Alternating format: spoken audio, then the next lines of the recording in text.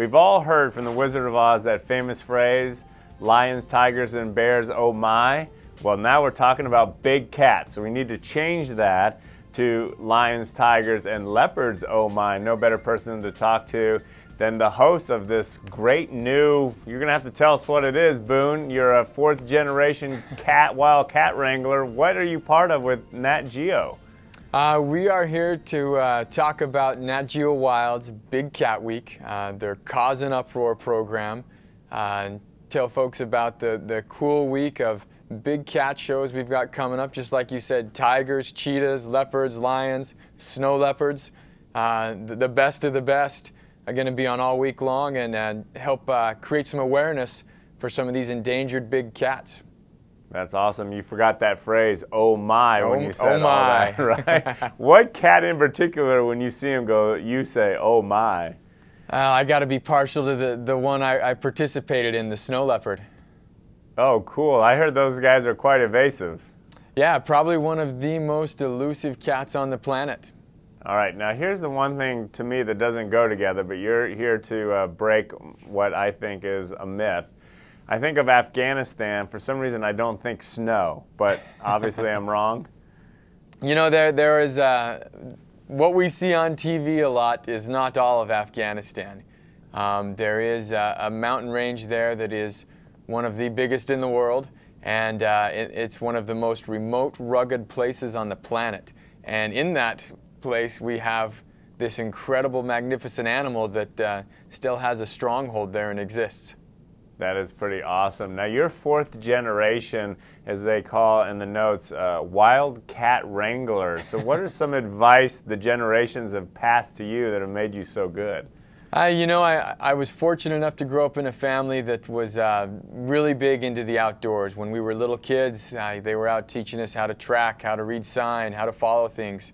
They taught us about, you know, not just Mother Nature, but the animals that were part of it and why they were what they were. And so I was so lucky to learn from the best. And now I take some of those skills that I've learned and I'm able to apply them to different conservation and research projects. So let's go right into, you know, what makes Nat Geo such a perfect fit for this? Well, I mean, it's a perfect fit because, like I said, this is going to be the third annual Nat Geo Wild Big Cat Week.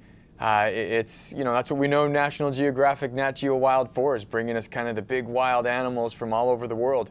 We're going to focus this week on the big cats and honestly going to be able to show folks what it's like to be, you know, live a day in the life of these big predators and how it's the toughest gig on the planet.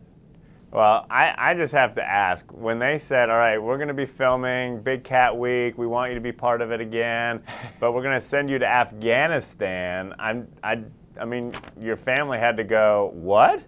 Yeah, you know, I heard snow leopard and my brain kind of shut off because that was a great opportunity. Afghanistan sunk in a little later and it was pretty intense. You know, folks are gonna see in the film that we had some scary moments. The mission was not one of ease by any stretch of the imagination, but we worked with some incredible groups in Nat Geo Wild and Wildlife Conservation Society and kind of pulled off the impossible.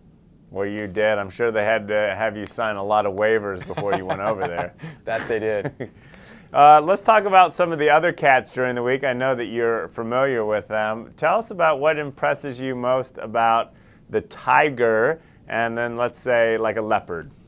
You know, tigers, we've got a show premiering, Tiger Dynasty, which is going to be actually an accumulation of 15 years of a filmmaker following a tigress. You know, tigers are one of the most endangered cats in the world. Most of their habitat and home ranges have decreased to nothing. They're kind of hanging on, just getting by. And yet, it's the biggest cat in the world. You know, Siberian tigers can be upwards over 500 pounds. So, an amazing animal. You know, we're going to highlight that life. Leopards, kind of a similar thing. We've got some shows that are going to feature and highlight leopards. Why they're such amazing predators, what makes them so efficient in their environment. And that's the great thing about all the big cats we're going to see. They've adapted and they thrive in any environment in the world. So amazing animals. You got to put another misnomer in my pile of myths here. Why do you think when they say the lion is the king of the jungle, I always picture him on the safari and yet the tiger is in the jungle. What's the story there? Yeah, it's actually probably a little bit misrepresented. African lions are in Africa on the savannah. Tigers, you know, truth be told, the real king of the jungle is probably the tiger. He's the guy that rules the jungle. So just a little misconception, I guess, when we did the name, but king of the jungle sounds pretty good. It does sound pretty good. Probably the tiger's like, let the lion do all the hard work. We'll just enjoy being here. At any rate, thank you so much for being with us. Congratulations to you, your success over in Afghanistan. We look to see how that unfolds, and especially to Nat Geo for covering the big cats. Thanks, Boone. Thank you.